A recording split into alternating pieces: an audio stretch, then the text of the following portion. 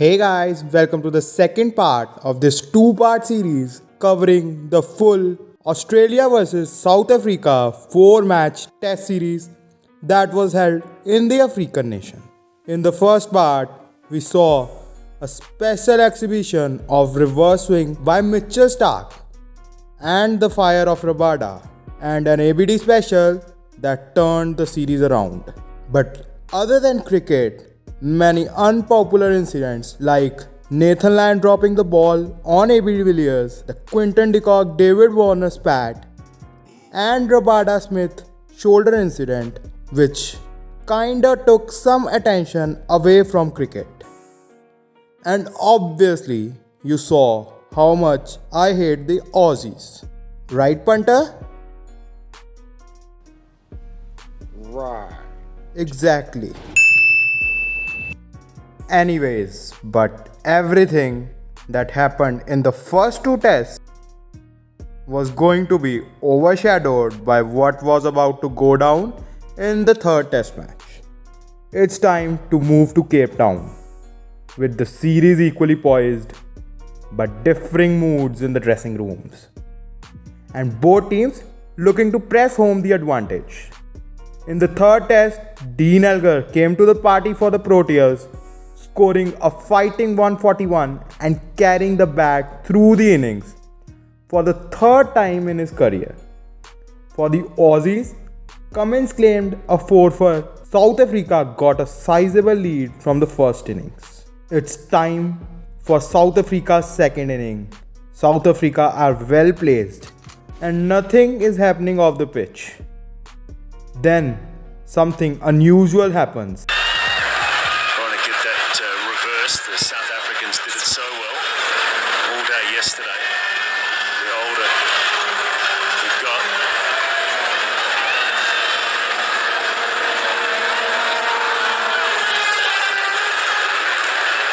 When this clip started playing on the big screen, Bancroft took that yellow substance and put it into his trousers. But that was also caught on the camera. The umpires had a chat with the culprit, Cameron Bancroft, and was let go, and the play continued.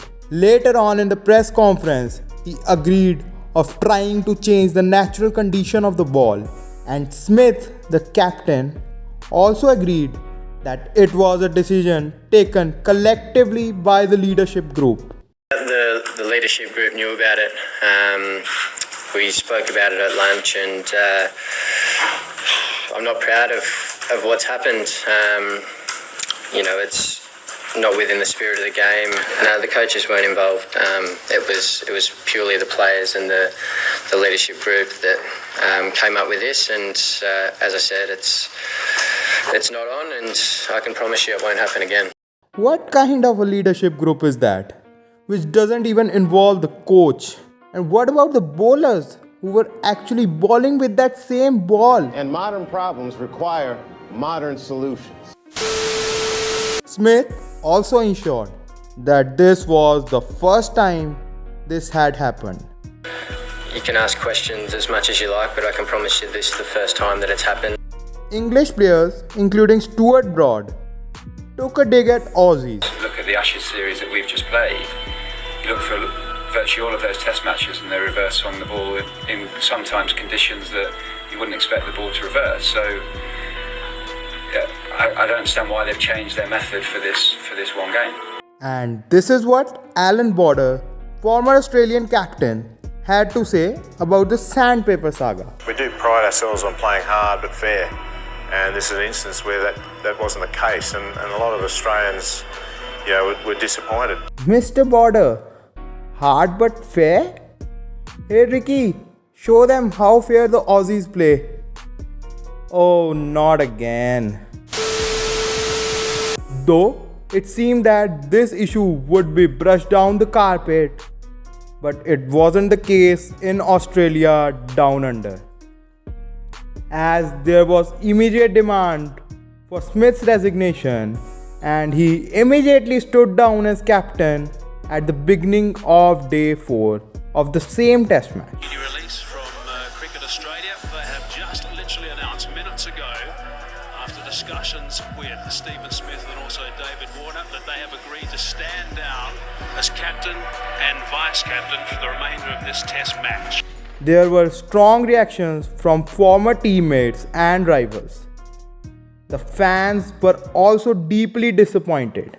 You can't bring an object onto the field and start rubbing on the cricket ball, and you've got all the cameras on you.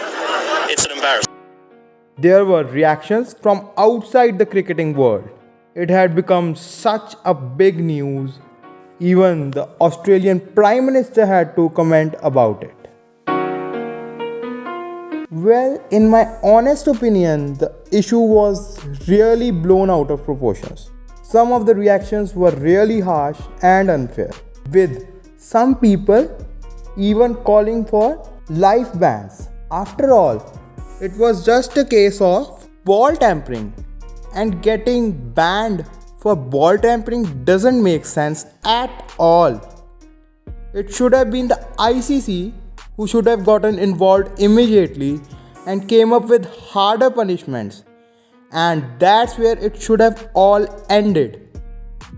ICC gave a match ban to Steve Smith with 100% fine of his match fee, and Bancroft was fined 75% of his match fees. All the three people involved were told by Cricket Australia to fly back immediately, and thereafter Steve Smith and David Warner were banned for 12 months and Bancroft for 9 months.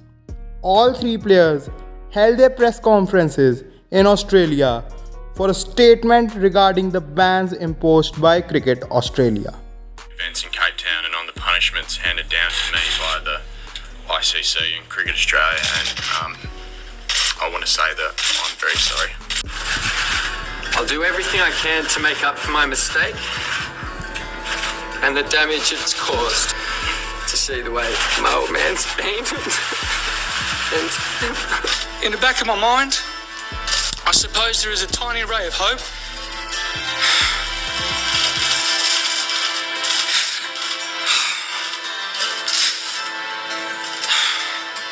That I may one day be given the privilege of playing for my country again. But I'm resigned to the fact that may never happen. Darren Riemann surprisingly kept his job, but later on handed in his resignation 2 days later, literally to save his ass, because I refuse to believe that a coach would not know what his captain and the vice captain are up to. As head coach of the Australian cricket team, as I'm stepping down, my family and I have copped a lot of abuse over the last week, and it's taken its toll on them. As many of you sit in this room will know, life on the road means a lot of time away from our loved ones, and after speaking with my family at length over the last few days, it's the right time to step away.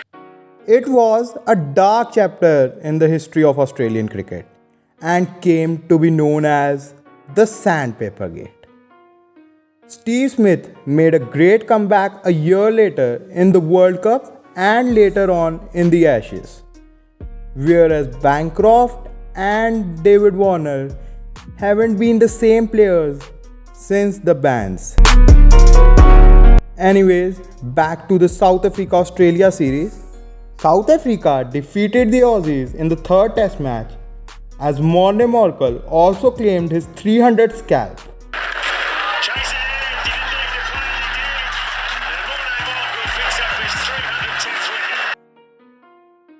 In the fourth test, a depleted Australian side, under the captaincy of Tim Paine, lost the match by 492 runs as South Africa took the series 3-1.